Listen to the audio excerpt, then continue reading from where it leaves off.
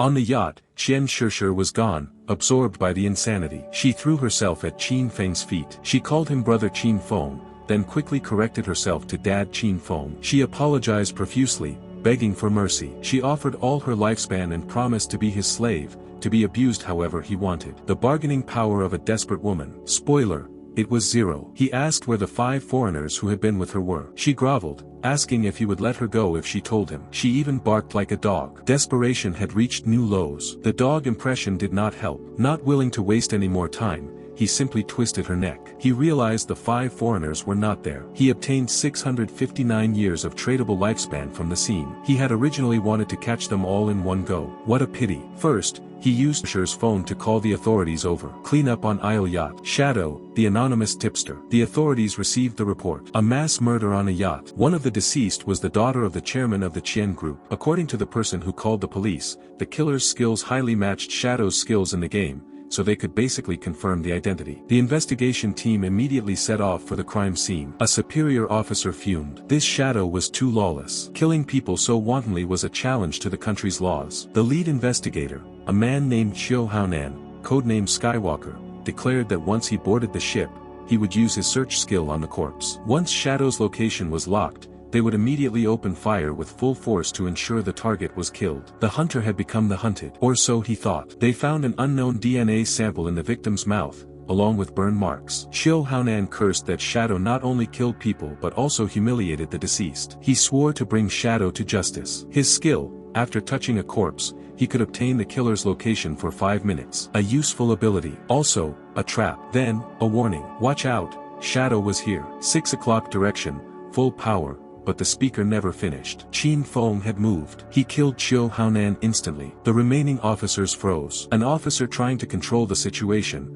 told Shadow that he killed an investigator. Did he want to oppose the authorities? He addressed them calmly. He told them not to be nervous. He had killed Qiu Haonan because the man had been providing the official side with intelligence to Qin Xiaoyou for a long time in exchange for benefits. He was an insider. As for the evidence, it should be on his phone. Take your time to investigate. The executioner, now the star witness. The officers checked. Captain Lin, they indeed found records of contact between Qiu Haonan and Xiu on their phones. One officer realized Xiu was spade A in the game. Captain Lin demanded to see the evidence. The officer hesitated, saying that in the phone there was something weird. As they scrolled through the phone, they found something else, inappropriate content. It was, apparently, the kind of material that required a moment to process. Dead men's secrets. Always embarrassing. The officer muttered that if it was Shadow, it was all true. Captain Lin pieced it together. It turned out that Shadow killing them in the game last time was a show for Qin Xiaoyou. Shadow had gained her trust, found and eliminated her in reality,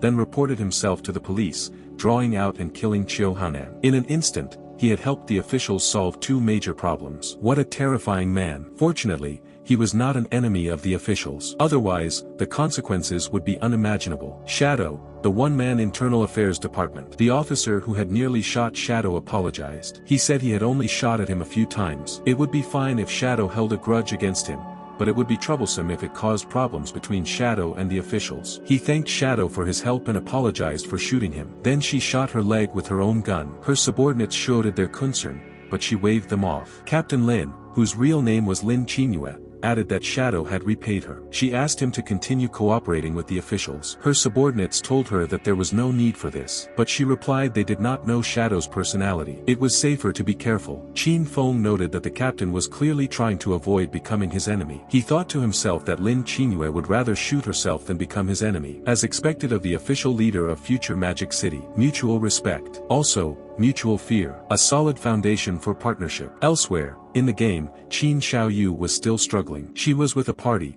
but her healing was as terrible as ever. A teammate shouted for her to heal him. She cast the skill, and healed crookedly again. He called her a waste. In response, the boss promptly wiped off the party with a shot that killed both players. Later, they revived back at the spawn point. Xiaoyou complained that she had died again, even though she did not see anyone around. Yes, it must be Shadow. Why did he keep targeting her? Did he know that she wanted to avenge brother Song Fei? Paranoid delusions. Also, she had been killed by a boss, not Shadow. Her teammates snapped at her. What an idiot. How would Shadow have time to target her? It was the platinum boss, headless assassin Xia Meng, that had wiped them out. Did she not read the system prompts? The boss had been activated by her badly aimed healing skill. If the president dared to assign her here next time, he would just kill himself. Suicidal ideation caused by poor healing. A new low for gaming rage. She whimpered that it hurt so much. Then, panic. They realized they were not alone. This was not good. The boss had actually followed them. Run. The healer who attracted boss aggro. Natural selection, game edition. Hope you enjoyed the recap. Smash that like button if you did, and subscribe for more. See you next time.